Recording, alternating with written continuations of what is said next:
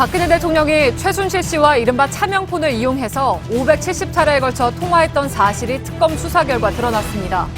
특히 JTBC의 태블릿 PC 보도가 처음 나간 지난해 10월 24일 밤 대통령과 최 씨는 평소보다 길게 여러 번 통화했습니다. 다음 날 박 대통령은 연설문 유출 등에 대해 대국민 사과문을 발표했습니다. 특검은 박 대통령이 사용한 차명폰이 여전히 청와대 내부에 남아있다면서 경내 압수수색이 반드시 필요하다는 입장을 밝혔습니다. 특히 특검이 박 대통령과 최순실 씨의 차명폰 통화에 두 사람의 공모관계 정황이 드러난다고 판단하면서 탄핵 심판과 특검 수사에도 영향을 줄 것으로 보입니다. 북한 노동당 위원장 김정은의 이복형인 김정남이 말레이시아 쿠알라룸푸르 공항에서 그제 독살된 것으로 확인된 가운데 현재 경찰은 핵심 용의자 1명을 체포했습니다. 체포 당시 이 여성은 베트남 국적의 여권을 가지고 있었습니다. 현재 경찰은 체포한 용의자를 상대로 범행 동기와 배후, 공범에 대해 조사 중입니다. 말레이시아 경찰은 쿠알라룸푸르 국립병원에서 김정남 씨의 부검을 실시했습니다. 북한 대사관 측은 부검에 앞서서 김 씨의 시신을 넘겨달라고 요구했지만 현재 경찰은 명확한 사인 규명이 먼저라며 시신 인도를 거부했습니다. 탄핵 심판에서 증인 불출석과 취소 등이 이어지는 가운데 헌법재판소가 내일 변론에서 증인 신문 일정을 마무리 짓고 최후 변론 날짜를 정할지 관심이 쏠리고 있습니다. 가짜뉴스의 주요 유포 경로로 알려진 극우 성향의 인터넷 매체에서 JTBC의 태블릿 PC 보도가 조작됐다는 내용의 보고서를 만든 것으로 확인됐습니다. 근거 없는 주장과 허위 사실로 이뤄진 이 보고서는 친박단체의 온라인 커뮤니티를 중심으로 퍼지고 있습니다. 탄핵과 대선 전국을 타고 이른바 가짜뉴스들이 친박단체, 극우 커뮤니티 게시판을 중심으로 확산되고 있습니다. 외신 기사를 인용하거나 기존 언론 기사를 짜깁기 하는 등 가짜뉴스 유형과 유통 패턴을 분석했습니다. 수소, 우주의 75%. 그 무한한 수소로 자동차를 달리게 하다. 현대자동차. 시청자 여러분, JTBC 뉴스룸을 시작하겠습니다. 박근혜 대통령과 최순실 씨의 공모관계를 뒷받침하는 근거를 오늘 특검이 공개했습니다. 청와대 압수수색을 허용해달라는 행정소송에서 박 대통령과 최 씨가 차명폰으로 570차례 통화했다는 수사 내용을 밝힌 겁니다. 작년에 저희 뉴스룸의 태블릿 PC 보도 이후에 박 대통령은 줄곧 최 씨와 지인일 뿐이라고 주장을 해왔죠. 단순한 지인이라면 왜 굳이 차명폰까지 써가면서 통화를 했던 걸까요? 특히 저희가 태블릿 PC를 보도한 작년 10월 24일 밤에는 두 사람이 평소보다 길게 여러 번 통화를 했다고 합니다. 특검은 대통령이 국정개입 사건 대응책을 최 씨와 논의하려 한 정황으로 판단하고 있습니다. 이 소식은 잠시 후에 저희가 단독 취재한 내용을 중심으로 집중 보도해드리겠습니다. 자, 이에 앞서서 김정남 씨 암살 사건 속보부터 전해드리겠습니다. 그제 말레이시아 쿠알라룸푸르 공항에서 살해된 김정남 씨의 살해 용의자가 체포됐다는 소식이 현지 언론을 통해서 들려오고 있습니다. 오늘 말레이시아 경찰은 김정남 씨의 부검도 실시했습니다. 독극물에 의한 살해라고 전해졌지만 아직 부검 결과는 발표되지 않았습니다. 쿠알라룸푸르 현지에 나가 있는 취재 기자를 연결하겠습니다. 자, 유선혜 기자, 지금 현재에서는 용의자 중에 일부가 체포됐다는 소식이 나오고 있던데 확인이 됐습니까? 네, 말레이시아 경찰은 방금 전 오늘 오전 8시 20분에 사건이 있었던 쿠알라룸푸르 공항에서 88년생 베트남 국적 여성 1명을 체포했다고 밝혔습니다. CCTV를 분석해 봤을 때 이 여성은 당시에 혼자 있었던 것으로 보이는데 경찰은 추가 용의자들이 있을 것으로 보고 이들을 쫓고 있다고 밝혔습니다. 예. 자, 지금 오늘 김정남 씨 부검이 실시됐다고요? 네, 제가 지금 쿠알라룸푸르 병원 부검실 앞에 나와 있는데요. 제 뒤로 보이는 것처럼 이곳은 무장한 경찰들에 의해 철저하게 통제가 되고 있습니다.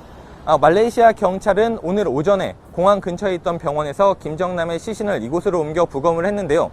부검에 통상 걸리는 시간이 훨씬 지났지만 아직까지 결과 발표는 하지 않고 있습니다. 예. 말레이시아 북한 대사가 김정남의 시신 인도를 요구했다는 소식도 들려왔는데 그건 어떻게 돼가고 있습니까? 오늘 오전 주 말레이시아 북한 대사관의 강철 대사와 북한 대사관 직원들이 이곳 부검실을 찾아서 지금까지 떠나지 않고 있습니다. 말레이시아 경찰은 강 대사가 김정남의 시신을 넘겨달라고 요청을 했지만 자국에서 벌어진 살인사건에 대한 수사가 먼저라면서 이 요청을 거절했습니다. 현지에서는 북한 측이 부검 결과 발표를 막고 있다는 보도도 나왔는데요. 이에 대해서는 경찰이 아직 확인을 해주지 않고 있습니다. 예. 자, 지금까지 말레이시아에서 유선희 기자였습니다. 유 기자는 2부에 다시 한번 연결해서 확인해 보겠습니다. 자, 지금 전해드린 대로 핵심 용의자 한 명을 현지 경찰이 체포했는데 베트남 여권을 소지하고 있었습니다. 체포된 여성은 만 28세로 베트남 북부 도시 남딘 출생이라는 소식도 방금 들어왔습니다. 범행에 가담한 일행이 더 있는 것으로 전해지고 있습니다. 일단 현지 경찰은 체포한 이 여성을 상대로 범행의 배후를 캐는 데 주력하고 있습니다. 박현주 기자입니다. 김정남이 숨진 지난 13일 오전 말레이시아 공항 CCTV에 포착된 용의자로 추정되는 여성입니다. 단발머리에 짧은 치마를 입었고 평범한 여행객의 모습입니다. 말레이시아 경찰은 이 여성을 포함한 2명의 여성이 마카오행 티켓을 끊으려던 김정남에게 접근해 살해한 것으로 보고 있습니다. 두 여성은 이후 택시를 타고 달아났는데 그 직전의 모습이 CCTV에 포착된 것으로 보입니다. 말레이시아 경찰은 두 여성을 태웠던 택시기사를 붙잡았고 오늘 오후 이 여성 가운데 한 명을 붙잡았습니다. 경찰에 따르면 체포 당시 이 여성은 혼자였으며 베트남 여권을 가지고 있었습니다.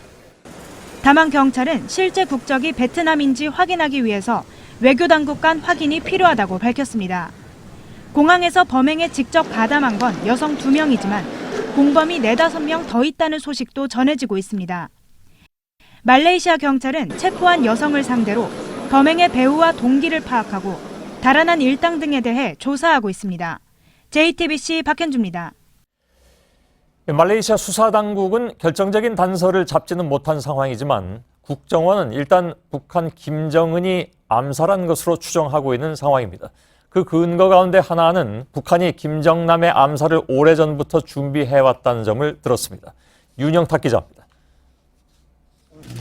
국내 정보 당국이 이번 사건을 북한의 소행이라고 보는 이유는 지속적인 암살 시도가 있었다는 첩보에 따른 겁니다. 국정원은 신변의 위협을 느낀 김정남이 2012년 4월 김정은 노동당 위원장에게 본인과 가족을 살려달라는 편지를 보내기도 했다고 밝혔습니다. 저희는 갈 곳도 없고 피할 곳도 없음. 도망가는 길은 자살뿐이라는 것을 잘 알고 있음이라고 하소연하였다고 합니다. 김정남의 암살 시점에 대해선 오래된 지령이 그날 집행된 것일 뿐 특별한 의미가 있는 건 아닌 것 같다고 밝혔습니다. 김정남이 살해될 경우 신변을 보호하고 있던 중국과의 관계가 악화될 것을 알면서도 암살을 실행에 옮긴 것은 계산적인 행동으로 볼 수 없다는 겁니다. 김정은의 이업이 되지 않는데도 불구하고 편집 과학적 성향이다. 이렇게 분석됩니다. 김정남의 국내 망명 요청설에 대해서는 그런 사실이 없다고 선을 그었습니다. 하지만 이명박 정부와 박근혜 정부의 복수의 정보당국 관계자는 국내 정보당국과 김정남이 연락이 닿았고 망명도 타지는 했던 걸로 안다고 말했습니다. JTBC 윤영탁입니다. 김정남의 피살로 그의 아들이자 이른바 마지막 백두혈통인 김한솔의 행방에 관심이 쏠려 있습니다. 현재 중국 당국의 보호를 받고 있다고 국정원이 밝혔습니다. 그러나 언제든 위험에 노출될 수 있다는 우려가 나오고 있습니다. 김성탁 특파원입니다. 김한솔은 2014년 이후 행방이 묘연했습니다. 파리 정치대학을 다닌 한솔 씨는 영국 옥스퍼드대로 진학하고 싶다고 친구들에게 말한 것으로 전해졌습니다.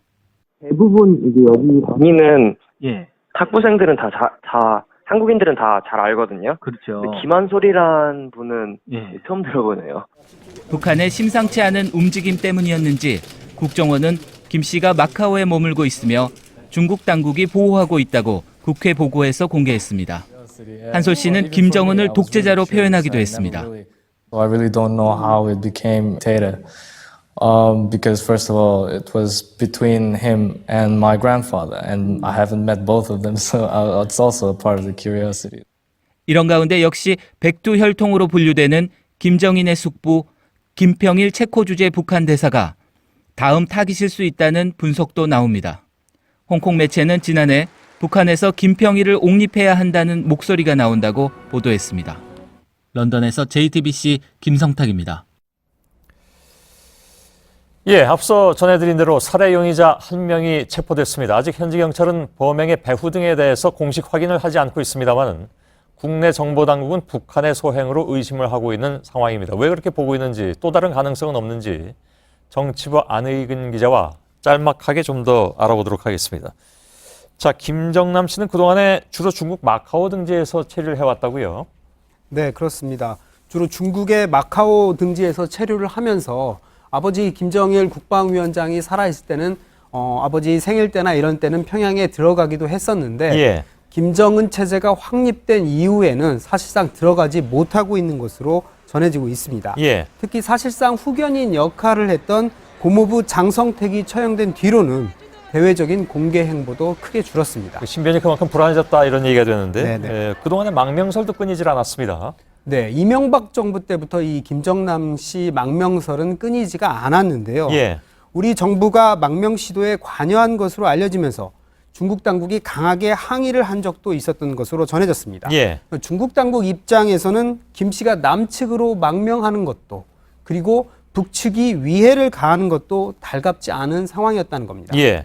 근데 오늘 국정원에서 북한 소행으로 추정하는 건 어떤 이유입니까? 네, 정보위원들 설명으로는 국정원에서는 매우 단정적으로 북한 정찰총국의 소행이라고 했다고 하는 건데요. 예. 그러면서 2012년 4월 김정일 국방위원장이 사망한 지 4개월 뒤 시점이죠. 그때 김정남 씨가 김정은 위원장에게 보낸 편지를 그 근거로 소개를 했습니다. 예. 김 씨가 북한 당국의 본격적인 살해 협박을 받고 살려달라 이런 편지를 보냈다는 겁니다. 예. 그리고 김정남 살해가 스탠딩 오더, 그러니까 타이밍과 관계없이 별도의 지시가 없을 때는 계속 이행을 하라는 명령이었고 그게 5년 만에 실행이 됐다는 겁니다. 근데 별 실권도 없이 이렇게 해외를 떠도는 사람을 굳이 꼭 살해했어야 되는가 하는 얘기도 나옵니다. 만약 북한 소행이 맞다는 전제에서 보자면. 네. 우선 잠재적인 체제 위협 가능성이 거론이 되는데요. 예. 전문가들은 그 김정남의 혈통과 김정남이 중국의 후견을 받고 있었던 점을 거론을 합니다. 예. 그러니까 바로 김일성, 김정일로 이어지는 백두혈통이라는 건데요. 만일의 경우에 북한 내부에서 김정은 권력에 대해서 위협이 생길 경우에 백두혈통인 김정남을 대안으로 내세울 수 있다는 겁니다. 예. 그래서 그 가능성을 미리 제거했다는 거죠. 예. 또 김정은 위원장의 암묵적인 묵인 속에서 정찰총국 소속 북한 공작원 등이 충성 경쟁 차원에서 살해를 했을 가능성도 생각해 볼 수 있습니다. 한 가지만 더 질문하죠. 그러니까 현지 경찰의 발표를 보면 지금 체포된 여성이 베트남 여권을 가지고 있습니다. 그래서 베트남 여권을 가졌다는 그 사실만으로 북한 소행이 아니다라고 판단하기도 또 어려운 그런 상황이긴 한 것 같네요. 그렇습니다. 실제 김정남 씨 역시 김철이라는 그 가명의 여권을 사용하고 있었고요. 예. 북한 공작원들 역시 가명의 여권을 다수 써왔기 때문에 이 여성들이 실제로 베트남 여권을 가진 여성인지 아니면 북한의 지령을 받은 베트남 여성인지는 추가적으로 확인이 필요한 부분입니다. 예, 지금 뭐 계속 속보가 좀 나오고 있는 상황이기 때문에 2부에서 다시 새로운 게 있으면 좀 정리를 좀 해보도록 하겠습니다. 안의근 기자였습니다. 다음 소식으로 넘어가겠습니다. 박근혜 대통령이 이른바 차명폰을 사용해서 최순실 씨와 수시로 연락을 해온 사실이 특검 수사 결과 드러났습니다. 작년 4월부터 10월까지 밝혀진 것만 570회, 그러니까 하루에 3번 꼴입니다. 국정 개입 사건이 불거진 뒤에 최 씨가 독일로 도피한 이후에도 두 사람의 통화는 끊이지 않았습니다. 특히 특검에 따르면 저희 JTBC 태블릿 PC 첫 보도가 있었던 작년 10월 24일 밤에 대통령과 최 씨는 평소보다 길게 여러 번 통화를 했습니다.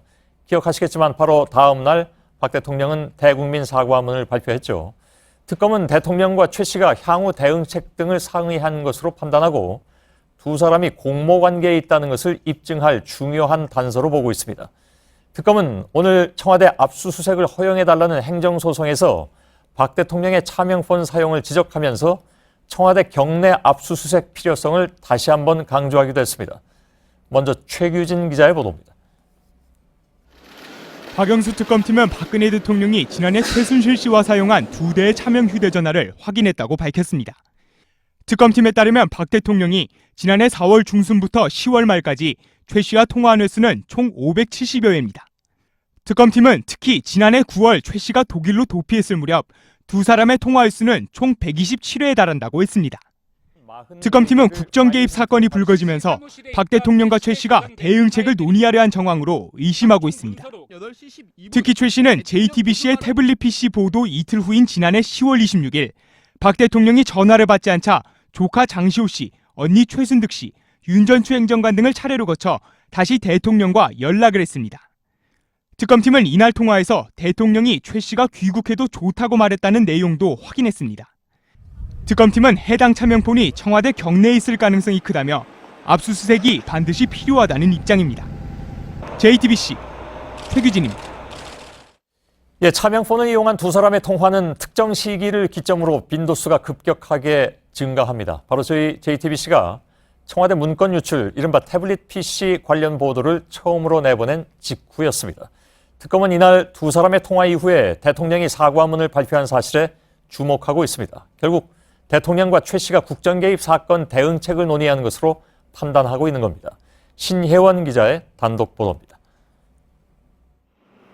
지난해 10월 24일부터 다음 날인 25일 새벽까지 박 대통령과 최순실 씨의 차명폰 통화는 10여 차례에 걸쳐 이루어진 것으로 특검은 파악했습니다.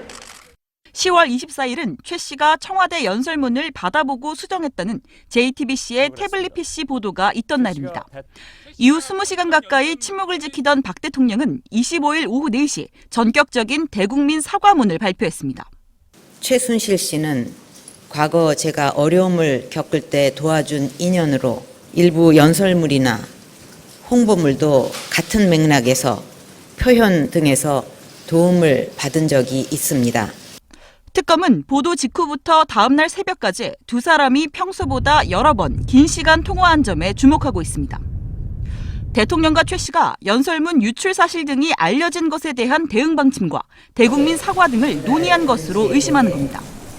특히 청와대는 다음 날인 26일 최 씨의 소재를 찾는 중이라며 최대한 빨리 귀국하게 해야 한다는 입장을 밝혔지만 이 시점에도 최 씨는 차명폰을 통해 박 대통령과 연락을 하고 있었습니다.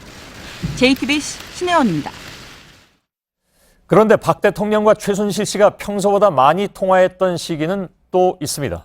박 대통령은 태블릿 PC 보도 직전인 작년 10월 24일 오전에 국회 시정연설에서 돌연 개헌 카드를 꺼내든 바가 있죠. 특검은 그 하루 전인 23일과 발표 당일 오후에도 박 대통령과 최 씨가 길게 자주 통화했다고 파악했습니다. 정혜성 기자의 보도입니다. 박 대통령은 지난해 10월 24일 개헌 필요성을 공식적으로 주장했습니다.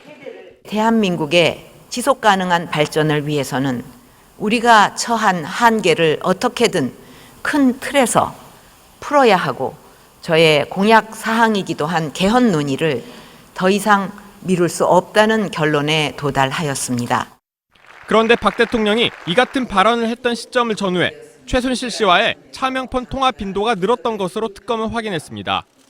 박 대통령의 국정 시정연설 하루 전인 10월 23일 두 사람 사이에 수차례 통화가 이뤄졌고 연설 후인 24일에도 수차례 통화가 있었다는 겁니다. 특검은 당시 박 대통령이 차명폰 대화를 통해 최 씨와 개헌 카드를 얘기하고 이후 반응 등까지 살펴본 것으로 판단하고 있습니다. JTBC 정혜성입니다. 예, 박근혜 대통령과 최순실 씨 사이에 이루어진 차명폰 통화가 특검 수사는 물론이고 탄핵 심판의 새로운 이른바 스모킹건으로 떠오르고 있습니다. 특검 취재기자와 한 걸음 더 들어가겠습니다. 이서준 기자가 나와 있습니다. 대통령과 최순실 씨가 차명폰으로 통화한 건수가 우선 상당합니다. 570건이나 되니까. 예, 6개월 동안 한 570건이니까 한 달 평균 100여 통입니다. 예. 하루에도 몇 차례씩 거의 매일 통화를 했다는 말인데요. 그런데 지금 이슈가 되고 있는 이른바 고영태 씨 녹취에도 이 박근혜 대통령과 최순실 씨가 거의 매일 여러 차례 전화 통화를 했다라는 말이 나옵니다. 예. 한번 들어보시겠습니다. 예. 뭐 했대요, 오늘도 왔는데 다 일일이 사사건건 1시간에 2-3번씩 전화 통화하다가 예. 그래서 이 녹취가 사실 대통령 측에 유리할 게 별로 없다. 오히려 불리하다. 이런 얘기가 나오는 이유 중에 하나이기도 한 것 같습니다. 특검이 확인한 차명폰은 작년 4월부터 대통령과 최 씨가 하나씩 나눠서 사용했다는 거죠? 네, 윤전추 청와대 비서관 명의로 이 차명폰을 만들어서 이 박 대통령과 최순실 씨가 나눠 가진 건데요. 개통 날짜도 같습니까? 예, 그렇습니다. 예. 개통 날짜도 동일합니다. 이 통화 내역을 보면은 서로 통화를 한 기록이 대부분이라고 합니다. 윤전추 비서관이나 정호성 전 비서관의 기록이 간간히 있긴 하지만 서로 통화한 기록밖에 없다고 봐도 무방하다고 하는데요. 예. 오직 둘만을 위한 차명폰을 만든 겁니다. 일종의 핫라인 이렇게 생각해도 될 것 같군요. 근데 그렇게 기록이 많다면 평소에도 차명폰을 자연스럽게 사용했을 것이다 이렇게 볼 수도 있는 대목인 것 같은데 4월 이전에도 두 사람이 차명폰으로 통화했을 가능성도 있나요? 최순실 씨가 이 차명폰을 사용한 그동안의 과정들을 보면은 그랬을 가능성이 매우 높아 보입니다. 예. 최순실 씨는 10여 대의 차명폰이 든 이 파우치를 항상 들고 다녔다고 하는데요. 그 파우치를 열어서 차명폰마다 누구와 통화하는 용도인지 포스트잇이 붙여 있기 때문에 예. 그걸 보고 골라서 이 차명폰으로 전화를 하곤 했다고 하는데요. 예. 차명폰은 또 몇 개월에 한 번씩 수시로 교체를 했다고 합니다. 보통 사채업자들이 쓰는 방식과 동일합니다. 예. 지난해 4월 이전에도 다른 차명폰을 사용하다가 이 4월에는 다른 차명폰으로 교체를 했을 것으로 보입니다. 예. 두 사람이 그렇다면 이 차명폰을 통해서 그러니까 왜 차명폰을 사용했느냐 그 문제인데 어떤 뭐 숨겨야 할 사실이 있는 것인지 아니라면 정상적인 폰으로 통화해도 되는 거 아니겠습니까? 특히 지난해 10월 24일 전후해서 두 사람이 차명폰으로 집중적으로 통화를 했다. 이건 저희가 좀 아까 리포트에서 좀 전해드렸습니다만 좀 들여다봐야 될 것 같습니다. 네, 방금 리포트 내용을 다시 한번 설명을 드리면요. 예. 이 10월 24일 박근혜 대통령은 국회에서 이 개헌 필요성을 깜짝 발언을 합니다. 예. 이 당시에 이 개헌 블랙홀을 통해서 비선 실세 논란을 잠재우려는 게 아니냐 이런 지적들이 있었거든요. 예. 근데 차명폰 통화 내역을 보면은 10월 23일부터 10월 24일 이 개헌 발표까지 굉장히 많은 통화를 한 걸로 나옵니다. 길기도 하고. 예, 그렇습니다. 예, 예. 심지어 새벽 시간에도 통화를 하는데요. 예. 그래서 최순실 씨와 논의를 통해서 이 개헌 발표를 한 게 아니냐 이런 정황으로 볼 수 있는 거고요. 예. 그리고 이날 저녁에는 JTBC의 태블릿 PC 첫 보도가 나옵니다. 예. 그리고 보도 이후부터 다음 날인 25일까지도 집중적으로 통화가 있는데요. 예. 이 태블릿 PC 보도에 대한 대응을 하고 바로 다음 날 박 대통령이 사과문을 발표하는 것으로 보입니다. 그 사과문도 논의하에 나왔을 것이다라는 것이 특검의 입장인 모양이죠. 그랬을 가능성이 높아 보입니다. 예. 또 차명폰 통화가 많았다는 9월하고 10월은 최순실 씨가 독일에 잠적해 있을 때죠. 그러니까 재단 문제가 막 터져 나왔기 때문에 독일에 잠적해 있을 때인데 대통령이 해외에 잠적한 범죄 피의자하고 이렇게 계속 연락을 주고받았다는 것은 적절치 않아 보입니다.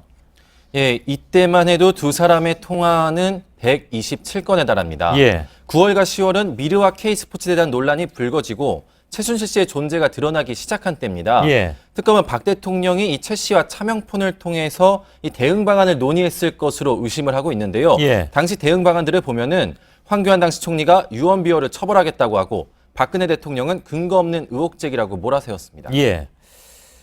그 차명폰 사용에 대한 청와대 입장이 혹시 나온 게 있습니까? 공식적인 반응은 없는데요. 예. 정우성 전 비서관이 헌법재판소에 나와서 이 보안 문제 때문에 이 박 대통령이 차명폰을 사용했다라고 했습니다. 예. 그런데 청와대에는 이 도감청을 막아주는 이른바 보안폰이라는 게 구비가 돼 있습니다. 예. 굳이 차명폰을 보안 문제 때문에 사용할 이유가 전혀 없는 예. 겁니다. 그리고 그 간단하게 생각해도 지인과 그렇게 보안 통화할 게 있는 것인가 하는 것은 상식적으로 의구심이 생기는 부분이죠. 이서준 기자였습니다. 이 문제 2부에서 다시 한번 좀 속보 위주로 알아보도록 하겠습니다. 내일 아침 10시 30분 서울중앙지방법원에서는 이재용 삼성 부회장의 구속 여부를 결정할 영장실질심사가 예정돼 있습니다. 특검 수사의 성패를 결정지을 중요한 순간으로 꼽히는 만큼 특검은 준비에 총력을 다하고 있습니다. 특검 사무실을 연결하겠습니다. 박민규 기자, 특검이 오늘 이재용 부회장 구속영장에 대해서 추가로 입장을 밝혔다면서요? 네, 특검은 오늘 브리핑에서 이 부회장의 혐의 입증을 자신할 수 있는 추가 증거를 여럿 확보했다고 밝혔습니다. 영장이 기각된 후 3주 동안 보강 수사를 벌였고 법원의 심사 기준을 충분히 고려한 결과 영장을 다시 청구하기로 결정했다라고 자신감을 보였는데요. 특히 오늘은 박근혜 대통령과 최순실 씨가 각각 한 대씩 가지고 있었던 이른바 차명폰 역시 새로운 핵심 증거로 떠올랐습니다. 예, 그 차명폰 의혹은 조금 전에도 자세히 보도를 해드렸는데 특검 수사에선 구체적으로 어떤 의미를 갖는 겁니까?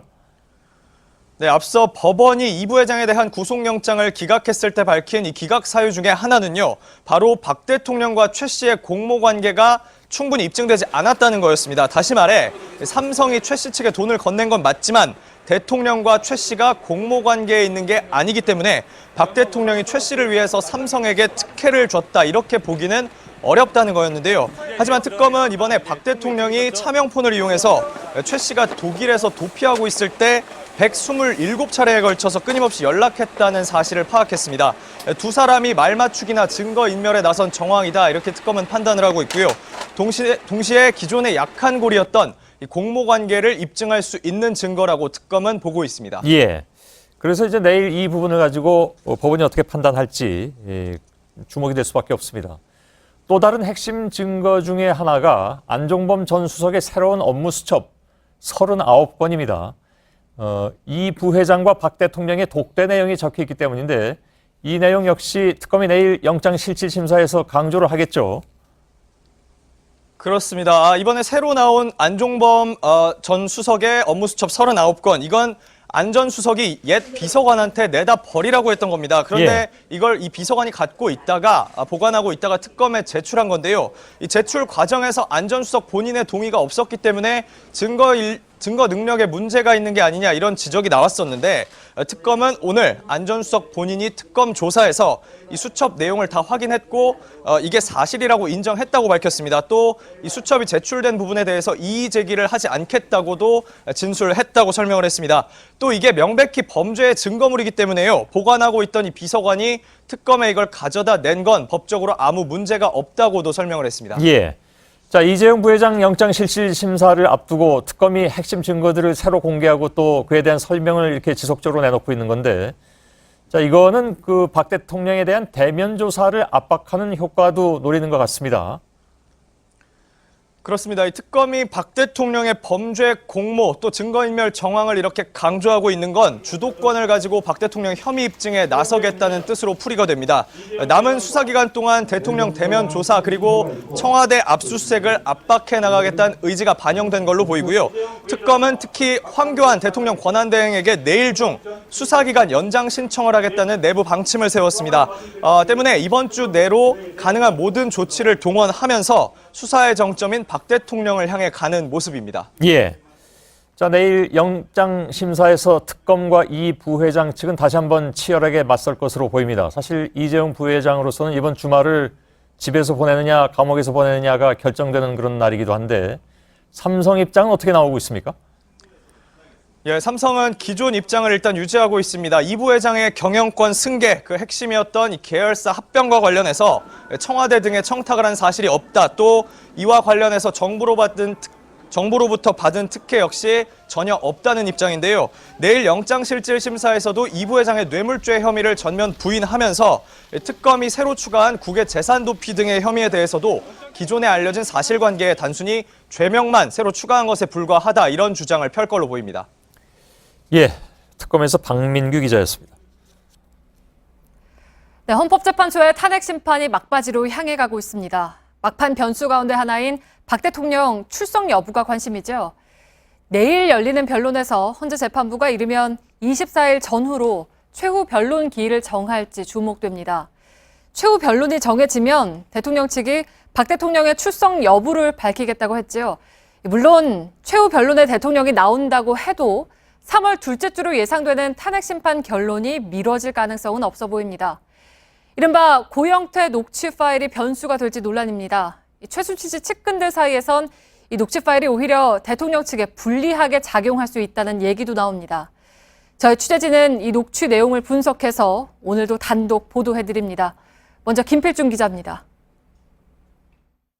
지난해 5월 3일 류상영 WK 부장과 김수현 전 고원기획 대표의 통화 내용입니다. 회장님도 우리가 보기엔 60대 아지만 멍청하다고 하지만 사람 보는 눈은 우리보다 더 높을 수도 있어. 벨, 차은택, K, 영태, 자기 생각하는 수준과 뭐를 다 나눠놓고 그걸로 지금 마사지를 하고 있는 거 아닌가. 최순실 씨가 자신의 사람을 김종과 차은택, 고영태 씨를 중심으로 나누고 충성 경쟁을 유도했다는 겁니다. 이어 류 씨는 자신이 속한 위치를 말하며 아쉬움을 표합니다. 우리는 영택 포지션에 들어가 있는 거고 우리가 만약에 반대로 벨 포지션에 들어가 있었으면 엄청났겠지. 차라리 차은택이 났을 수도 있었고, 그지? 근데 우리 영택 포지션이기 때문에 정부 요직을 맡았던 김종이나 차은택 쪽에 있었다면 자신이 얻을 게 많았을 것이란 얘기입니다. 류 부장과 김 대표와 함께 일을 했던 박헌영 K스포츠재단 과장도 이들이 이권을 얻기 위해선 최 씨의 힘이 필요했다고 말합니다. 고영태가 막 얘기하는 그 최순실의 뒷배가 있고 이 사람들은 자기네 비즈니스와 뭔가라도 연결을 시켜서 그냥 뭔가 비즈니스 그냥 해보고 싶었던 거야 그냥. 최순실이 막말로 회장인데 뭐라도 하나 연결만 시켜줘도 대단한 거 아니냐. 이들이 박 대통령과 최순실 씨의 막강한 권력을 배경으로 입속 챙기기에 골몰했던 정황이 곳곳에 드러나 있습니다. JTBC 김필주입니다. 네, 보셨듯 최순실 씨에게 충성 경쟁을 벌인 세 사람, 그리고 이 세 명을 따르면서 마치 조직원처럼 일했던 이들까지 국정기획 사건의 손과 발 역할을 맡았던 최순실 사람들은 본인들조차 자신들의 행위가 도박단 영화 같다고 말하는 대목이 녹취 파일에 담겨 있습니다. 임지수 기자입니다. 2015년 1월 늦은 밤 최순실 씨 측근인 김수현 전 고원기획대표와 최철 전 문체부 장관 보좌관 등이 모여 회의를 합니다. 최 씨를 보좌관 자리에 추천해준 인물로 알려진 이모 씨도 함께 있었습니다. 고영태 씨와 최순실 씨 관계를 이용해 36억 원짜리 관급 공사가 선정되게 하는 방안에 대해 한참 언쟁을 벌이던 이들은 돌연 웃음을 터뜨립니다. 궁금하지 않죠? 도박 집단 얘기하는 내용이 한국만큼 해가지고 이벤트를 자신들이 처한 상황이 마치 영화 속 한 장면 같다는 이야기까지 합니다.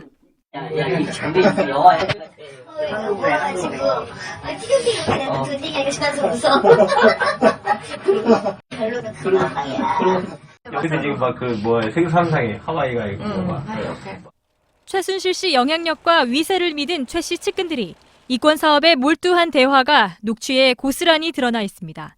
JTBC 임지수입니다.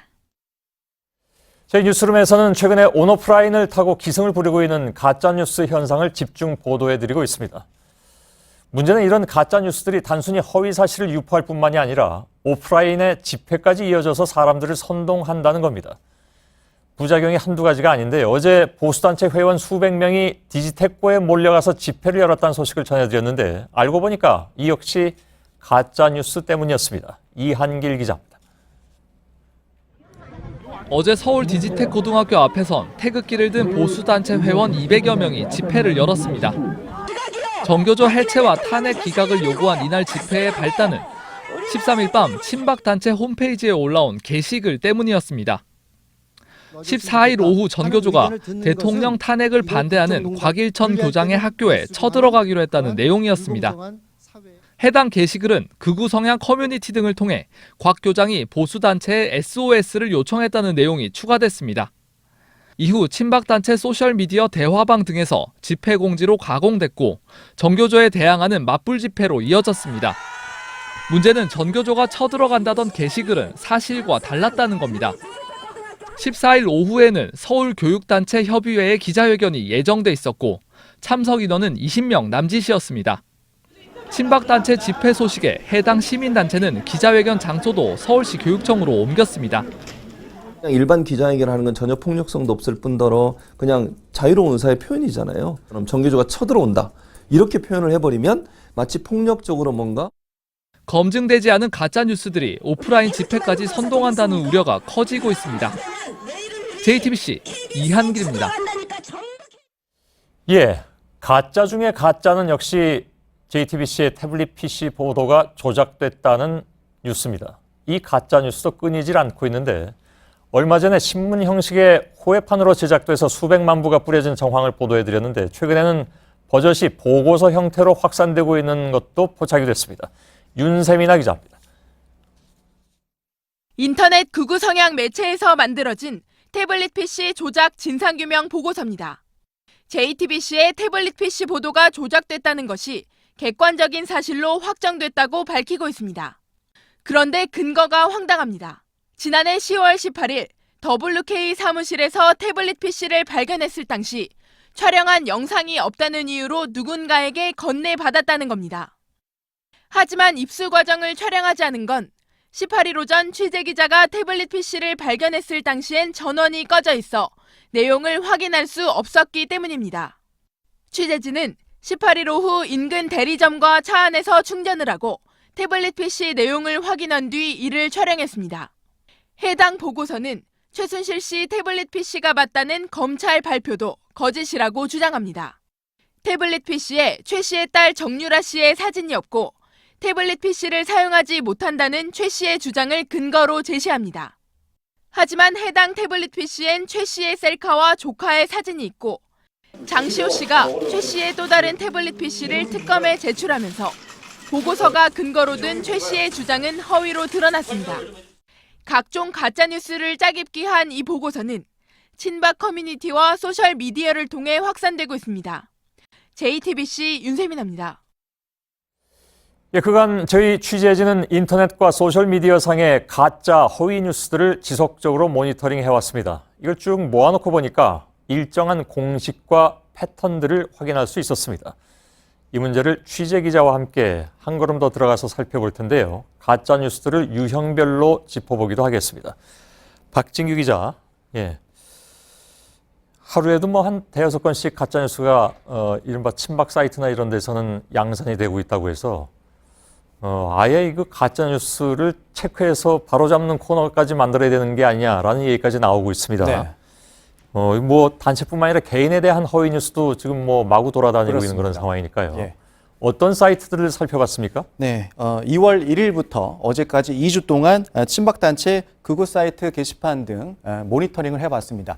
기사 형태를 띠고 있는 가짜 뉴스 또 일방적인 주장만을 담고 있는 가짜 뉴스들을 추려봤는데 박사모 게시판의 경우에는 하루 평균 4-5건씩 가짜 뉴스들이 게시되고 소비가 됐습니다. 예. 자, 올라온 그런 뉴스들이 어떤 공식처럼 이렇게 유형화되어 있다는 겁니까? 네, 먼저 첫 번째 공식은 외신형입니다. 해외에서 이렇게 보도했다 이런 식인데요.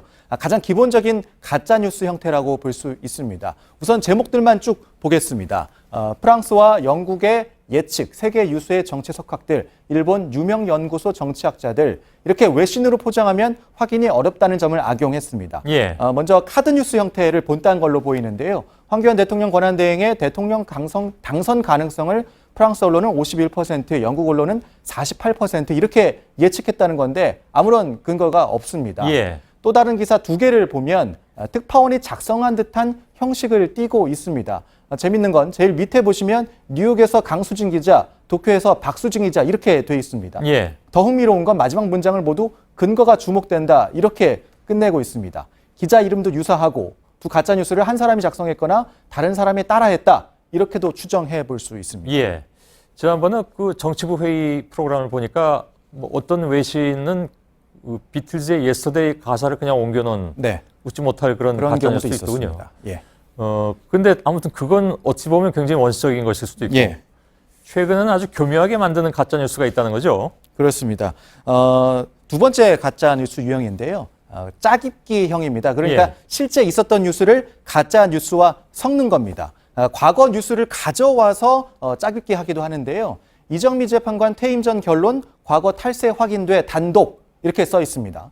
제목만 보면 이정미 헌재 재판관의 어떤 혐의가 새롭게 확인된 것처럼 보입니다. 하지만 더 밑으로 내려가서 내용을 읽어보면 2011년 3월 이정미 재판관 임명 당시 인사청문회에서 나왔던 지방세 체납 관련 기사를 다시 써놓은 것이었습니다. 예, 그 리포트를 보면 이 가짜 뉴스가 집회로 이어지고 또 보고서로 만들어지기도 하대요. 네, 그렇습니다. 가짜에 가짜가 더해지는 이른바 가지를 쳐가는 가짜뉴스 형태도 늘어나고 있는 겁니다. 앞서 보신 것처럼 친박단체가 디지테코에 몰려가서 항의하게 된 것도 전교조가 쳐들어가기로 했다는 가짜 정보 때문이었습니다. 예. 그리고 교장이 보수단체에 SOS를 쳤다는 등 근거 없는 내용이 추가되면서 결국 오프라인 맞불 집회로 이어졌습니다. 그리고 JTBC 태블릿 PC 조작설의 경우에도 일부 극우 성향 단체에서 시작된 조작설이 호해판에 이어서 보고서 형태까지로 확산이 되고 있는 겁니다. 자, 문제는 이런 가짜 뉴스들이 퍼져나가는 과정인데 유통에도 특별한 패턴이 있다면서요? 네, 그렇습니다. 가짜 뉴스는 가짜인 게 밝혀져도 계속 확산된다는 게 가장 중요합니다. 지난주에 저희가 취재진이 보도를 해드린 바 있습니다. 매티스 미국 국방장관이 일본을 방문해서 한국에 문재인 정권이 들어서면 미국은 즉시 주한미군을 철수하고 북한을 공격할 것이다라고 말했다는 가짜뉴스. 예. 아직도 돌고 있는데요. 따져보면 가짜뉴스 소스가 된 일본 기사가 2월 4일에 올라왔습니다. 이걸 토대로 누군가가 가짜뉴스로 각색을 해서 2월 5일부터 박사모 카페 등 게시판에 등장을 했고요. 이것이 확산되면서 2월 7일에 한 극우 매체가 기사로 작성을 했습니다. 점점 완벽한 기사 모양을 갖춰가는 형태입니다. 예. 그래서 가짜로 밝혀진 지난 12일에도 한 극우 사이트 게시판에 기사가 올라왔고 여전히 또 올라오고 있단 말이죠. 200개가 또 달리기도 했습니다. 댓글도 달리고 네. 물론 달리겠죠. 네. 지금 뭐 단체 채팅방, 뭐 카톡 이런 것들 이걸 통해서 유통되는 횟수는 뭐 분석조차 하기가 쉽지가 않잖아요, 그죠? 페이스북이나 트위터 같은 경우는 공유된 횟수를 볼 수 있는데 예. 단체 채팅방 같은 경우는 볼 수가 없는 상황입니다. 예, 피해가 뭐 상당히 큰 것으로 알려져 있습니다. 네, 현명한 소비 이게 필요할 것 같습니다. 그렇습니다. 예, 박진규 기자였습니다. 예, 방송통신심의위원회가 오늘 친박단체가 요구해온 JTBC 태블릿 PC 보도 심의 의결을 보류하는 결정을 내렸습니다. 어제 PD연합회에 이어서 언론단체 비상시국회의도 친박단체들을 위한 이런 청부 심의를 중단하라고 촉구했습니다. 이호진 기자입니다. 방송통신심의위원회가 JTBC 최순실 태블릿 PC 보도 심의 의결을 보류하기로 결정했습니다. 야당 추천위원들은 일부 시민단체들의 불법 시위와 점거로 안건이 상정됐다며 상정 자체에 문제가 있다고 지적했습니다. 재판 중인데다 특검 수사도 진행 중인 만큼 이미 상정돼 어쩔 수 없다면 보류로 가는 게 맞다는 겁니다. 하지만 여당 추천위원들은 심의를 해보고 결론을 내면 된다며 JTBC 측에 자료 제출을 요청해 판단할 필요가 있다고 주장했습니다. 결국 야당 추천위원들이 퇴장했고 방심위는 JTBC에 추가 자료 제출을 요청하기로 했습니다. 방심위의 심의에 대해 언론단체들의 반발은 오늘도 이어졌습니다. 언론단체 비상시국회의는 성명을 내 이미 특검 조사를 통해 조작 가능성이 없는 것으로 확인된 사안을 일부 친박단체의 요구에 따라 청부 심의해서는 안 된다고 비판했습니다. 어제 한국PD연합회 역시 가짜뉴스 생산자들의 압력에 굴복해 사실로 확정된 보도를 심의해서는 안 된다고 지적한 바 있습니다. JTBC 이호진입니다.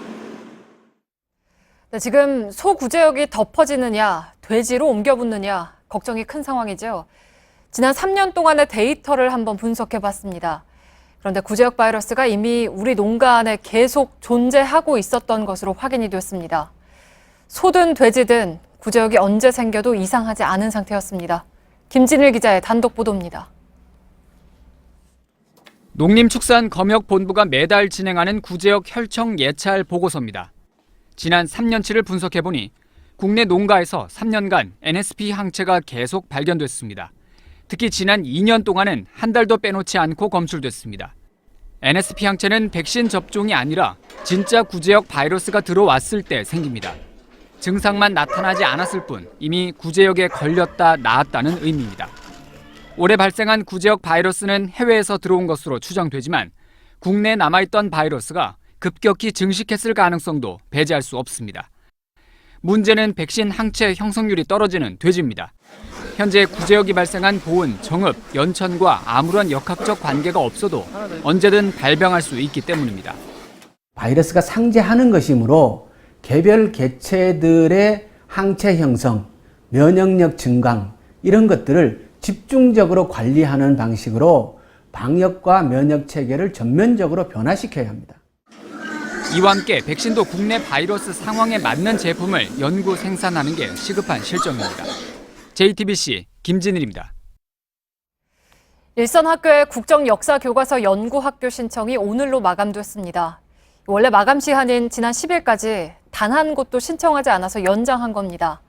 이번에도 3곳뿐입니다. 경북에선 신청 학교를 한 군데라도 늘려보려고 마감 시간을 자정까지 늦췄습니다. 유한울 기자입니다. 올해 국정역사교과서를 시범 사용할 연구학교 지정을 신청한 학교는 경북의 사립학교인 항공고와 문명고, 오상고 단 3곳입니다. 이 학교들도 내부 반대가 심했는데 국정화 찬성 입장인 경북교육청이 구성원의 80% 찬성 규정을 풀어주자 교장이 학교 운영위원회 표결에 붙였습니다. 교사 의견 수렴에 대해서 언급을 하니까 강행을 하겠다. 학교장의 소신이다.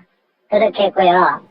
현재 경북 김천구에선 신청을 놓고 재단과 학부모, 학생 사이에 대치가 벌어지고 있습니다.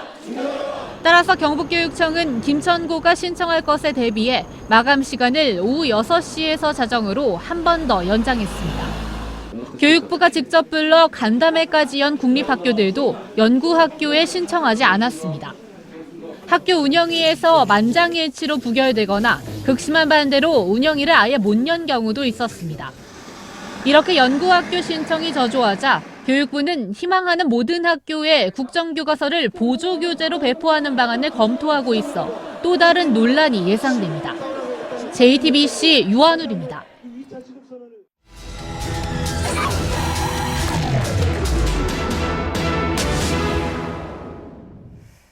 우리 가정집 10곳 가운데 7곳 이상이 연탄으로 겨울을 나던 게 30년 전입니다. 그래도 아직 연탄을 쓰는 집이 12만여 가구인데요. 열악한 사정에 연탄에 의지해야 하는 이웃들에겐 날이 좀 풀렸다는 요즘도 여전히 시린 겨울입니다. 밀착 카메라 손광균 기자입니다. 어른 한 명이 겨우 지나갈 골목에 연탄이 배달되고 창고에 차곡차곡 쌓입니다. 주인이 자리를 비우면 현관 앞이 창고로 변합니다. 그동안 자원봉사자들이 해줬던 일인데 요즘은 돕겠다는 사람이 없어 지원단체 직원들이 직접 나릅니다. 강원도 춘천시에서 연탄 배달 봉사를 한 사람은 지난해 12월에만 2,900명, 그러나 이번 달에는 20분의 1 수준인 150여 명에 불과합니다. 다음 달 자원봉사 일정표는 연탄 창고처럼 텅 비었습니다. 사정이 비슷한 곳은 또 있습니다. 강원도 속초시의 한 주택가입니다. 얼마 전 이곳에서 연탄을 긴급하게 필요로 한다는 요청이 들어왔다는데요. 보시는 것처럼 차량의 진입이 쉽지 않기 때문에 모든 배달은 사람이 직접 해야 하고요. 이렇게 배달된 연탄은 방 안의 추위를 누그러뜨리는 데 사용됩니다. 주요 지원 대상이 거동이 불편한 어르신이나 소외계층이기 때문에 사람들의 지원과 손길이 절실히 필요한 상황입니다. 다행히 이날은 중학생과 고등학생 30여 명이 배달에 나섰습니다. 연탄이 묻는 걸 막기 위해 우비를 입고 마스크까지 썼지만 얼굴은 금세 까맣게 변합니다. 다른 사람도 열심히 하는데 쉬면 안 돼. 이 정도 인원이 모여야 높은 곳에 있는 집까지 연탄을 배달할 수 있습니다. 한 번에 갖고 올라갈 수 있는 연탄의 개수도 다양한데요. 보시는 것처럼 2개에서부터 4개, 그리고 제 등에 있는 8개가 있습니다. 연탄 한 장의 무게가 3.5kg다 보니까 지금 제 등에는 약 30kg의 연탄이 있는 건데요. 한번 직접 올라가 보겠습니다. 연탄 무게가 어깨에 그대로 전해지고 뒤로 쏟지 않으려면 몸은 앞으로 숙여야 합니다. 해볼만 할 것 같았는데 정말 힘드네요, 이렇게 해보니까. 보통 한 번에 배달하는 연탄은 200장으로 4번에서 많게는 7번을 받아야 겨울을 보낼 수 있습니다. 창고가 채워지자 어르신들은 비로소 안심합니다. 예, 너무도 고마운데 나는 이렇게 혼자서는 83살 먹은 할머니 혼자 살면서 뭐 도움도 하나도 못 드리고 그래서 오늘 저 요구르트 조금 사다가. 전국에 운영 중인 연탄은행은 30곳으로 3곳 중 2개꼴로 2월부터 후원이나 자원봉사자가 줄었다고 답했습니다. 불우이웃을 돕는 활동과 모금이 집중되는 연말과 달리 추위가 한풀 꺾이고 방학이 끝나면서 관심이 줄어드는 이 기간은 연탄 지원의 보릿고개로 불립니다. 원래는 한 이 집에 한 400장이 들어가야 됩니다. 들어가는데 당장 연탄이 없으니까 긴급으로 지금 임시 150장을 지금 이어놓고 지금 오늘 끊는 겁니다. 이 정도 크기의 집에서 최소한으로 춥지 않게 지내려면 매달 약 200장의 연탄이 필요하다고 합니다. 하지만 부족한 관심 속에 도움의 손길마저 줄어들면서 이른바 연탄 보릿고개를 넘겨야 하는 이웃들의 걱정도 깊어지고 있습니다. 밀착 카메라 손광균입니다.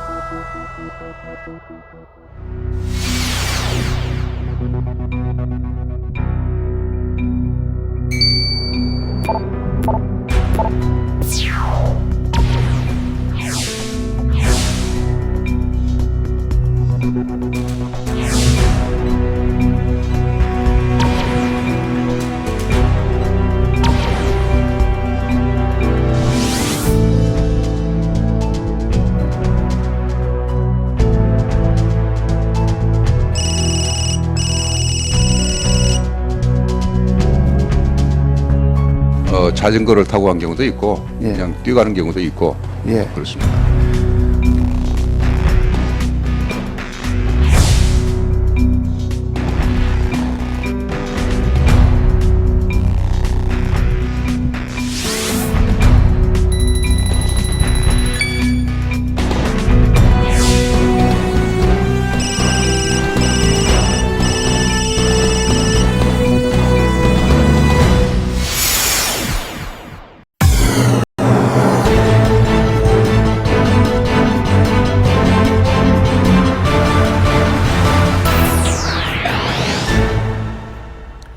예, 시청자 여러분, 뉴스룸의 앵커 브리핑을 시작하겠습니다. 그들과의 소통은 쉽지 않았습니다. 최근에 개봉한 영화 컨택트의 이야기입니다. 원래 제목은 어라이벌, 즉 당도, 도래 이런 뜻이지만 우리나라에서 개봉하면서 제목이 컨택트로 바뀌었는데 영화 내용을 보면 사실 그 제목이 더 어울리기도 합니다. 지구에 온 외계 생물체와의 소통 임무를 맡게 된 언어학자. 그러나 서로 다른 시간과 공간을 살아온 두 생명체의 소통은 불가능해 보였습니다. 각자의 언어 체계와 규칙은 갖고 있지만 오랫동안 쌓여온 삶의 방식과 몸짓 그 모두는 너무나도 달랐던 것입니다. 고민 끝에 인간은 두터운 방호복을 벗고 그들 앞에 맨몸으로 다가섭니다. 결국 두 생명체는 서로가 한 번도 겪어본 적이 없었던 감정을 공유하는 데 성공하게 되죠. 배명훈의 소설 유물위성에도 상상 속 고대 문자인 요란 문자를 연구하는 청년이 등장합니다.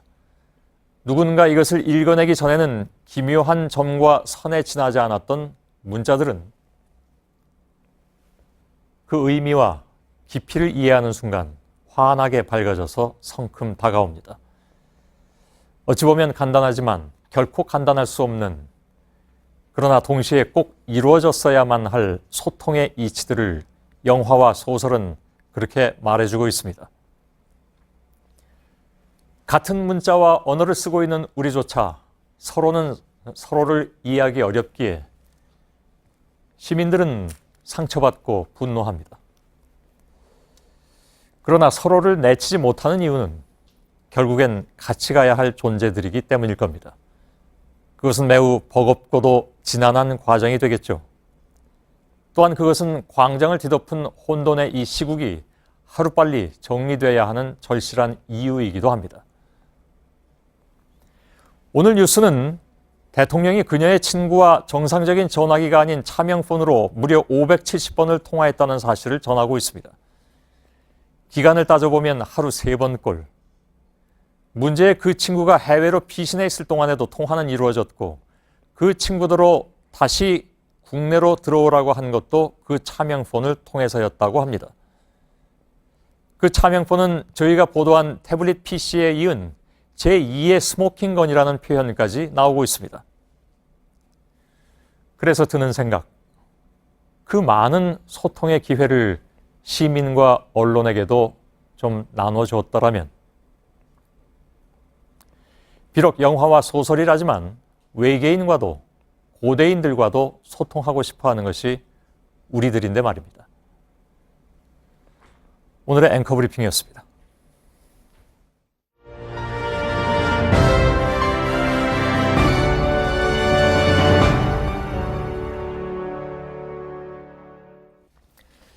예, 김정은 북한 노동당 위원장의 이복형인 김정남 씨 독살 소식을 일부에서 전해드렸습니다. 어제도 물론 전해드렸죠. 근데 다시 한번 말레이시아 쿠알라룸푸르 현지에 나가 있는 취재 기자를 연결해서 수사 속보를 좀 알아보도록 하겠습니다. 전화로 연결하겠습니다. 유선혜 기자, 현지 경찰의 수사가 당초 예상보다는 좀 빠르게 진행이 되고 있는 것 같습니다. 지금까지 들어온 소식을 좀 종합해 주시죠. 네, 말레이시아 경찰은 오늘 오전 9시 20분쯤 범행이 있었던 바로 그 장소인 쿠알라룸푸르 공항에서 유력한 용의자인 1988년생 베트남 국적의 여성 1명을 체포했습니다. 말레이시아 경찰이 당시 CCTV를 분석한 결과 현장에는 이 여성이 혼자 있었던 것으로 나타났습니다. 하지만 경찰은 치밀한 범행의 수법으로 미뤄서 공범이 있을 것으로 보고 다른 용의자들도 쫓고 있습니다. 현재 언론은 범행에 여성 2명, 남성 4명이 가담한 것으로 보인다고 보도하고 있습니다. 예. 베트남 국적이지만 베트남 사람인지는 좀 확인을 해봐야 되는 상황이기도 하고 보도가 하여간 지금 굉장히 막 쏟아져 들어오고 있는 그런 상황이긴 한데 전체 범행자가 7명이라는 설도 있었는데 지금 현재까지 확인된 것은 여성 2명, 남성 4명 그리고 여성 2명이 왜 죽었다는 설도 잠깐 돌았었잖아요, 오후에. 근데 그건 아닌가 보죠? 네, 현재 언론에서 여러 가지에서 한 명이 잡혔다, 또 미얀마 여성이 잡혔다, 2명이 사망했다 이렇게 보도가 나왔었는데 일단 베트남 여권을 가지고 있는 여성 1명이 체포된 것으로 확인이 되면서 사망설은 일단 사실이 아닌 것으로 확인이 됐습니다. 예. 그리고 경찰은 하여간 독살됐다고 밝혔는데 오늘 정밀 부검이 실시가 됐습니다. 북한에서 물론 그걸 이제 반대하고 자기들이 시신을 인도받겠다고 했지만 그건 아직까지 이루어지지 않고 있고 부검 결과가 혹시 일부라도 발표가 된 게 있습니까? 네, 아직까지 발표가 되지 않았습니다. 김정남의 시신이 현재의 부검실로 옮겨진 게 오늘 오전인데요. 통상 부검이 끝날 시간이 이미 많이 지났습니다. 하지만 아직까지 결과가 발표되지 않고 있습니다. 특별한 사정이 있어서 부검에 시간이 걸리는 것인지 아니면 부검이 끝났지만 발표를 못하고 있는 것인지는 이곳 현장에서도 의견이 참 분분합니다. 워낙에 국제적으로 주목되는 사건이라는 점과 경찰이 아직도 용의자들을 쫓고 있기 때문에 발표가 미뤄지고 있는 것으로 보입니다. 이와 관련해서 주 말레이시아 북한 대사관 강철 대사와 직원들이 장시간 부검실에 머무르기도 했는데요. 시신 인도를 요청했지만 말씀하신 대로 현지 경찰은 이를 거부했습니다. 예. 부검 결과가 통상적으로 이미 나왔어야 되는데 아직까지도 이렇게 나오지 않고 있다는 것은 하여간 좀 여러 가지로 궁금증을 더하고 있군요. 이번 사건은 북한의 소행이다 이렇게 우리 국정원은 단정적으로 얘기를 하고 있습니다. 현지 경찰은 아직 배후를 밝혀내지 못한 상태죠? 그렇습니다. 애초 알려진 것과 달리 유력한 용의자 여성이 체포 당시에 베트남 여권을 소지하고 있던 것으로 드러나면서 현지 경찰은 아직까지는 아무것도 단정할 수 없다 이렇게 말을 하고 있습니다. 현장에서는 상당히 좀 혼란스러워하는 모습도 감지가 되는데요. 로이터는 아까 말씀드렸듯이 또 다른 공모자 가운데 미얀마 국적의 여성이 포함되어 있다고 보도하기도 했습니다. 체포한 여성을 상대로 한 1차 조사 결과가 나오는 내일 오전쯤에는 범행 배후 등에 대한 윤곽이 어느 정도는 드러날 것으로 보입니다. 예. 장소는 말레이시아고 지금 잡힌 여성은 베트남 국적이고 또 일부 보도는 미얀마 여성도 있다고 하고 하여간 굉장히 좀 복잡하게 돌아가는 것 같긴 합니다. 또 속보가 있으면 뉴스 중에라도 알려드리도록 하겠습니다. 말레이시아 쿠알라룸푸르에서 유선희 기자가 전화로 전해드렸습니다. 자, 지금 전해드린 것처럼 베트남 국적 여권을 가지고 있던 용의자가 체포됐습니다. 그러면서 범행 동기와 배후가 주목되는 상황이죠. 국정원은 단정적으로 북한 정찰 총국의 소행이라고 보고 있는데 왜 그런 건지 의문점은 없는지 취재 기자와 잠깐 더 살펴보겠습니다. 정재윤 기자가 나와 있습니다. 예, 국정원이 국회 정보위에서 그런 얘기를 했습니다. 그러니까 피살 배경 등을 설명을 하면서 하여간 북한 소행이다 이렇게 얘기를 했는데 그 근거를 하여간 국정원 설명을 좀 근거로 해가지고 사건 개요부터 좀 살펴봐야 될 것 같습니다. 네, 이 김정남의 거주지는 마카오입니다. 하지만 말레이시아와 싱가포르 그리고 중국 등을 자주 오갔다는 게 국정원의 설명인데요. 예. 이 김정남이 말레이시아에는 2월 6일에 입국을 했다가 다시 가족들이 있는 마카오로 돌아가는 길에 변을 당했다고 이렇게 설명을 했습니다. 예, 김정남이 위조 여권을 사용한 것으로 나타나지 않았습니까? 보통 쓰는 그 가명 김철, 그죠? 그렇습니다. 예. 그만큼 신분 노출은 꺼렸다는 얘기인데. 네. 그렇다면 이 범행자로 알려진 사람들이 이 공항에서 갑자기 다짜고짜 달려든 사람은 아닌 것 같기도 하고. 그렇습니다. 이 2009년 이복 동생 김정은이 후계자로 내정된 후부터 특히나 이 신분 누출을 꺼려온 상황이었습니다. 예. 간단히 김정남에 대해서 설명을 드리자면요. 김 씨는 2011년 사망한 김정일 국방위원장과 성해림 사이에서 태어난 인물입니다. 예. 김정은의 이복 형이기도 하죠. 김정일의 장남이어서 권력 승계가 예상이 되었지만 막내 동생인 김정은이 정권을 잡으면서 숨어서 지내온 겁니다. 예, 2013년부터는 아예 그래서 북한은 못 들어갔다면서요? 그렇습니다. 이 김정남의 후원자가 바로 고모부 장성택이었는데요. 예. 장성택이 2013년에 처형이 됐는데 그 이후로는 북한과의 인연이 완전히 끊겼던 걸로 이렇게 전해졌습니다. 예. 한 소식통이 말하기를 김정남이 김정일 생전에는 체재비 등 이런 지원금을 좀 받기도 했는데 김정은 집권 후에는 지원이 사실상 완전히 끊겼다. 이렇게 말을 하기도 했습니다. 예. 오늘 그리고 국정원에서 확인해 준 것은 5년 전부터 암살을 하려고 했다라는 것이어서 그렇다면 암살 시기가 왜 하필 지금이냐 이런 의문도 많이 떠올랐습니다. 거기에 대해서는 어떻게 봅니까? 예, 오늘 이 부분에 대해서 국회 정보위원들과 그리고 정보당국 관계자 여러 명을 좀 취재를 해봤는데요. 대부분의 답이 같았습니다. 암살 시기를 일부러 특정지어서 지금 한 것은 아닌 걸로 보여진다는 게 대부분의 분석이었는데요. 예. 즉 5년 전부터 암살 시도는 계속해서 있어 왔고 김정은 집권 직후부터 스탠딩 오더, 즉 취소할 때까지 유효한 그런 주문 이렇게 있었기 때문에 기회를 엿보고 있다가 이번에 암살 시행에 성공을 한 겁니다. 예. 자, 한국의 국정원은 북한의 소행이라고 단정적으로 얘기를 하고 있으나 현지 그 말레이시아 경찰이라든가 이런 쪽에서는 아직까지 그 확정을 안 하기 때문에 여러 가지 가능성 얘기들이 또 동시에 나오고 있네요. 그렇습니다. 이 배경에 대해서는 김정은이 자신의 권력 기반을 확실히 하기 위해서 김정남을 제거했을 거다. 이런 추측이 나오고 있는데요. 예. 하지만 지금은 사실 딱히 김정남이 자리를 위협하거나 이 북한 내에서 김정남이 결집할 수 있는 이 세력이 있던 것도 아니었습니다. 이 예. 때문에 사실 정확한 배경에 대한 답으로는 좀 부족한 측면이 있습니다.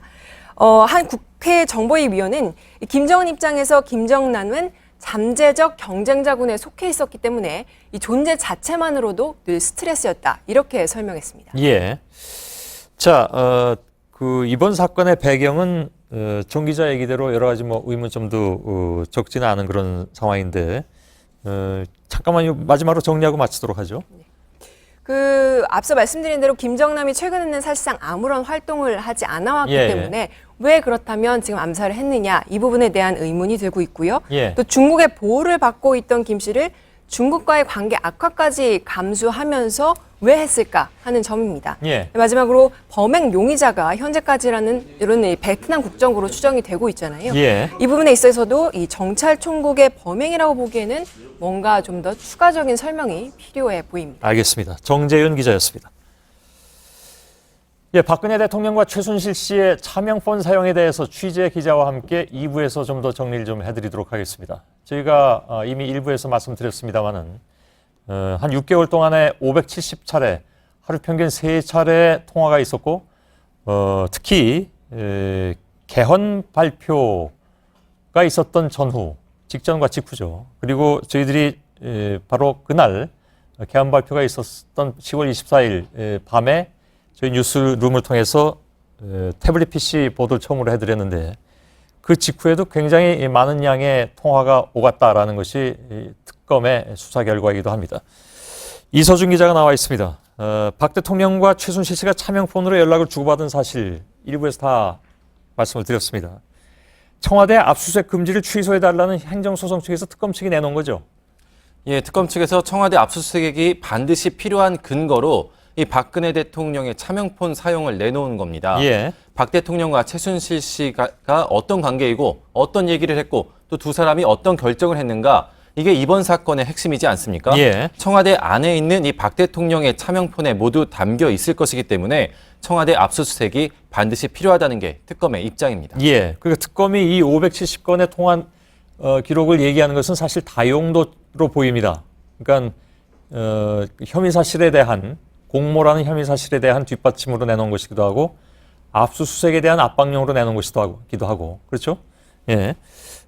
차명폰으로 통화를 한 건수 제가 말씀드린 대로 꽤 많은데 특히 저희가 태블릿 PC를 보도한 10월 24일 전후로 굉장히 많이 또 길게 통화한 것으로 나오죠?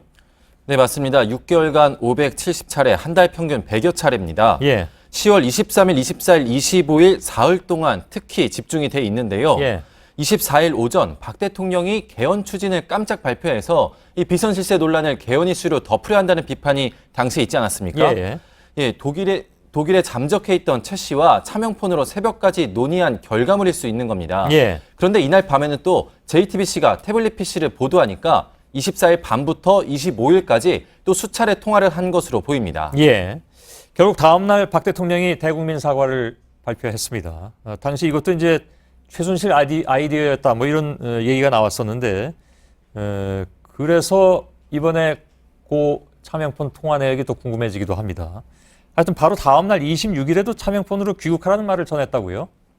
네, 맞습니다. 이 26일 상황에 대해서는 조카 장시호 씨와 언니 최순득 씨가 특검에 나와서 진술을 했는데요. 그렇죠. 통화 내용을 저희들이 들 수는 없는 것이기 때문에 다른 사람의 증언을 통해서 확인할 수밖에 없다는 건데 그게 장시호 씨하고 최순득 씨의 증언이란 얘기입니까? 네, 그렇습니다. 예. 진술을 했습니다. 궁지에 몰린 최순실 씨가 이 박 대통령 채명폰으로 전화를 했는데 박 대통령이 전화를 받지 않는 겁니다. 예. 그래서 이 최순실 씨가 조카 장시호 씨에게 전화를 해서 이 박 대통령 측 번호를 알려주면서 전화를 해봐라. 전화를 받지 않는다. 이렇게 얘기를 한 겁니다. 예. 그래서 언니인 최순득 씨가 그 번호로 전화를 걸어서 이 박 대통령 측과 연결이 됐는데요. 이때 박 대통령 측에서 최순실 씨에게 귀국을 지시했다는 겁니다. 예.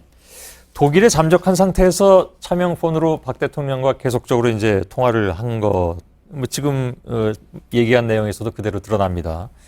지난해 그 미얀마 ODA 사업, 이거 원조 사업이죠. ODA 사업을 벌일 때도 박 대통령과 이 차명폰으로 통화를 했다는 그 사실도 나왔던데 그 얘기는 어떤 얘기입니까? 예, 특검은 이 차명폰 통화 내역에서 최 씨가 미얀마에 있을 때 박 대통령 측에 차명폰으로 전화를 한 기록들도 확인을 했습니다. 예. 최 씨는 미얀마 ODA 사업에서 막대한 이권을 챙기려 한 혐의를 받고 있지 않습니까? 예. 현지 답사를 가서 청와대의 도움이 필요한 부분들을 이 차명폰을 통해서 박 대통령 측에게 얘기를 했을 것으로 보이는 대목입니다. 예. 이건 지금 일부에서 얘기하지 않은 그런 내용들이 계속 나오고 있는 건데, 이 차명폰 사용은 그 청와대 압수수색뿐만이 아니고, 물론 특검은 이제 압수수색을 보다 더 압박을 가하는 차원에서 내놨다고는 하지만, 특검의 전체 수사, 그리고 헌법재판소의 탄핵 심판, 여기에도 영향을 끼칠 수밖에 없는 그런 상황 아닌가요? 네, 맞습니다. 박근혜 대통령과 최순실 씨는 검찰과 특검의 수사에서 모두 공무 혐의를 갖고 있습니다. 예. 차명폰을 사용해서 한 달 평균 100통씩 전화를 했다면은 이 공모 관계를 의심할 수 있는 매우 중요한 정황이 되는 건데요. 예. 특히 국정농단의 발단으로 볼 수 있는 게 이 두 사람 간의 비정상적인 유착 관계입니다. 예. 이러한 관계를 보여주는 정황이 될 수도 있는 겁니다. 예. 그건 그렇고 청와대 압수수색에 대한 행정법원, 여기에 결정이 언제쯤 내려집니까? 예, 청와대 압수수색 금지에 대한 이 가처분 신청이 결정은 크게 오래 걸리진 않을 것 같습니다. 예. 이르면 내일쯤 나올 것으로 보이는데요. 법원이 청와대 압수수색을 할 수 있는 길을 열어준다면은 이 막바지에 달한 이 특검 수사가 큰 탄력을 받을 수 있을 것으로 보입니다. 예. 내일이나 뭐 늦어도 모레 이때쯤엔 나올 가능성이 있다 그런 얘기가 되겠죠. 내일 그 이재용 삼성전자 부회장의 구속영장 실질심사가 있습니다. 밤 자정은 넘겨야 되겠죠. 예, 일단 영장 실질 심사는 오전 10시쯤에 시작이 되는데요. 예. 빠르면은 내일 밤에 구속 여부는 결정이 될 것으로 보이긴 합니다. 예. 하지만 논의 내용이 많기 때문에 말씀하신 것처럼 시간을 새벽으로 넘어갈 가능성이 높아 보이는데요. 이 뇌물 공여 혐의를 받는 이 부회장의 구속 여부에 따라서 이 뇌물수수 혐의를 받는 이 박 대통령의 수사도 큰 영향을 받을 것으로 보입니다. 예. 근데 이런 얘기도 있습니다. 그러니까 이재용 부회장의 구속 여부와 상관없이 같이 구속영장이 청구된 박상진 사장이 있지 않습니까?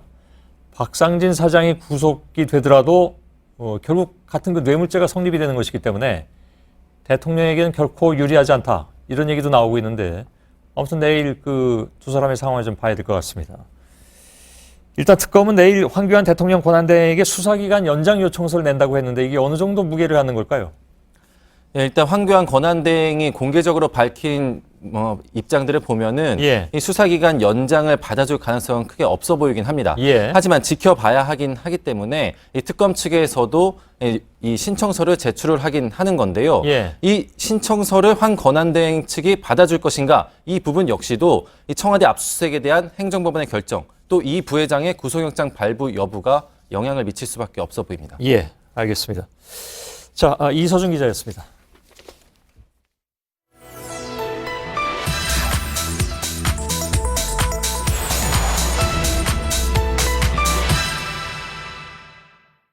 네, 정호성 전 비서관의 진술로 처음 드러난 박근혜 대통령의 차명폰. 오늘 법원에서도 뜨거운 이슈였습니다. 최순실과 6개월 동안 570번 통화를 한 전화가 바로 차명폰이었다는 게 특검 수사 결과였죠. 저희가 차명폰을 사용하는 게 불법인지 확인을 좀 해봤습니다. 팩트체크팀이 가지고 온 결론은 제공자와 이용자 모두 법적 책임에서 자유로울 수가 없다는 겁니다. 오대영 기자, 시작을 해볼까요? 네. 이 휴대전화를요. 네. 개통에서부터 이용할 때까지 단계별로 한번 보겠습니다. 네. A라는 사람이 이걸 개통을 하려고 하면 대리점에 가겠죠. 신분증이 필요합니다. 본인 확인 때문인데 본인 확인하면 본인 명의의 개통을 하게 됩니다. 이게 원칙입니다. 네. 이 단계에서 남의 걸로 한다, 차명으로 한다, 불법입니다. 네, 그건 뭐 당연할 텐데, 근데 사실 가족이 대신 해주는 경우도 있잖아요. 그건 차명폰은 아닙니다. 그냥 대신해서 개통을 해주는 건데요. 네. 저렇게 가족관계 증명서처럼 증빙할 수 있는 서류가 있으면 됩니다. 문제가 없습니다. 이렇게 개통된 휴대전화를 개통한 저 A 본인이 쓴다면 문제 없죠. 일반적입니다. 네. 그런데 이걸 B라는 타인에게 넘기면 그 순간 저 휴대폰은 차명폰이 됩니다. 그리고 이 행위는 불법이 됩니다. 네, 그러니까 예를 들면 제가 제 명의로 개통을 했는데 그걸 다른 사람에게 쓰라고 줬다면 그게 이제 불법이라는 거죠. 그렇습니다. 그리고요, 그걸 받아서 또다시 제3자에게 넘겼다라는 네. 것도 법적인 책임을 물을 수가 있는 겁니다. 전기통신사업법에 이렇게 되어 있습니다. 전기통신 역물을 타인의 통신용으로 제공해서는 안 된다. 예외가 있긴 합니다. 국가 비상사태나 개발업체가 개발용으로 샘플해서 시험적으로 사용하는 경우, 극히 이례적인 상황을 빼면 불법입니다. 네, 지금 알려진 바로는 정호성 전 비서관이 박근혜 대통령에게 차명폰을 줬다는 거잖아요. 그러니까 이 자체가 법에 어긋난다는 거군요. 네, 이번 사건으로 대입해 보면 정호성 전 비서관이 자신의 명의로 개통을 해서 줬든 네. 아니면 제3자 명의로 개통된 걸 받아서 줬든 법적으로 책임을 물을 수가 있는 거고요. 이 법은 제공자에 대한 처벌 규정을 명확하게 두고 있습니다. 제공한 자는 1년 이하의 징역 또는 5천만 원 이하의 벌금. 그런데 차명폰을 전달받아서 쓴 사람에 대한 처벌 규정은 여기는 뚜렷하게 나와 있지가 않습니다. 그러면 정호성 전 비서관은 법적 책임이 있는데 박근혜 대통령의 경우에는 불법이 아니라는 얘기입니까? 그런데 그것도 제가 단정지어서 말씀드릴 수 없는 모호한 부분이 있습니다. 네. 지난해 서울중앙지법의 판결문을 한번 보겠습니다. 이용한 사람을 처벌할 수 있다라는 내용이거든요. 타인 명의의 휴대전화를 교부받아서 이용하는 것을 역시 처벌하고자 입법한 것으로 보인다라고 돼 있죠. 네. 이건 어떤 사건이었냐면 당시에 이 차명폰을 돈 주고 샀던 사건입니다. 그래서 네. 이번 일과 같다고 단정 지을 수는 없습니다. 그럼에도 차명폰 이용자도 법적인 책임이 있다는 취지의 판결이기 때문에 함께 볼 필요가 있습니다. 네, 그러면 박근혜 대통령이 차명폰을 무상으로 받아서 썼다면 여기에 해당된다고 볼 수가 없는 겁니까? 해당된다 안 된다를 판단하기가 어렵습니다. 그건 네. 나중에 문제가 돼서 법원에 간다면 법정에서 결론이 날 텐데, 따라서 오늘의 결론, 첫 번째, 차명폰을 만든 사람, 전달한 사람은 법적인 책임이 있다. 두 번째, 차명폰을 이렇게 이용한 사람도 경우에 따라서는 법적 책임이 있을 수 있다라는 겁니다. 그런데 이런 일이 종종 있지 않습니까? 네. 제가 제 명의로 개통을 해서 부모님한테 드렸다. 이거 어떨까요? 네, 이런 경우가 사실 많잖아요. 효도폰이라는 표현도 있고요. 그렇죠. 이것도 냉정하게 법대로만 보면 문제가 있습니다. 네. 차명폰이기 때문입니다. 국회에서는 이런 선의의 차명폰까지 금지하는 것은 심하다. 그래서 법 개정을 추진하고 있는데요. 이원욱 민주당 의원이 대표로 발의를 했습니다. 요금 등을 대신 부담할 목적으로 본인 또는 배우자, 직계, 좀비속, 형제, 자매 등에게 제공하는, 그러니까 가족에게 제공하는 경우는 예외로 하자는 내용입니다. 이런 차명폰과 지금 논란이 되는 차명폰은 전혀 다른 문제죠. 네. 그런데 대통령은 사실 일반적인 전화가 아니라 보안이 아주 우수한 업무용 전화를 합법적으로 쓸 수가 있지 않습니까? 그렇죠. 굳이 왜 차명폰을 썼는지가 이해하기가 어려운데요. 그러니까요. 그런데 도감청의 우려가 있기 때문이다라는 게 정호성 전 비서관의 주장이거든요. 네. 자, 이거 한번 보시죠. 박근혜 정부가요, 출범 초기부터 이렇게 대대적으로 대포폰 근절을 핵심 과제로 추진을 했습니다. 그런데 정작 대통령이 차명폰을 썼다. 앞뒤가 맞지 않습니다. 네. 팩트체크 오대영 기자였습니다.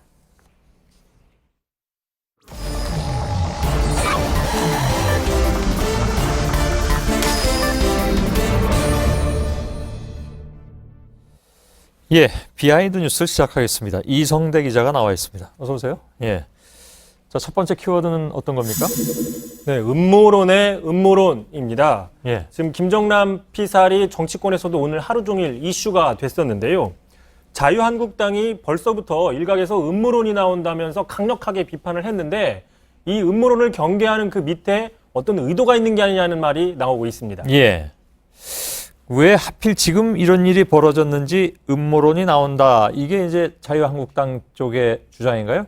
그렇습니다. 그 예. 주장인데 자, 오늘 자유한국당이 운영하는 페이스북에 뭐 포스터 하나를 올렸습니다. 같이 보시면 자, 김정남 피살이 우리 정부의 음모라고 또 등장한 음모론들 해서 선동에 주의하세요라고 이렇게 포스터를 올렸습니다. 예. 그러면서 대표적으로 뭐 몇 가지 댓글들을 이렇게 예시를 들었고요.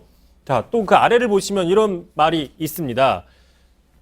이들의 목적, 이 시기에 국가의 혼란을 조성하려는 이들의 목적은 도대체 무엇이냐? 지금 긴장해야 되는데 음모론의 소설을 쓰는 작가들이 너무나 많다라고 얘기를 하고 있습니다. 예. 지금 정부가 마치 탄핵의 위기를 덮기 위해서 김정남 피살을 의도적으로 터뜨렸다. 이런 음모론들이 이른바 소위 진보 진영 측에서 나온다는 이런 뉘앙스를 지금 깔고 있는 겁니다. 예. 그러면 이 음모론 자체가 부풀려진 것이 아닌가 하는 생각을 해볼 수도 있을 텐데 대개 이제 음모론은 정치권에서 제기하는 경우가 많이 있습니다.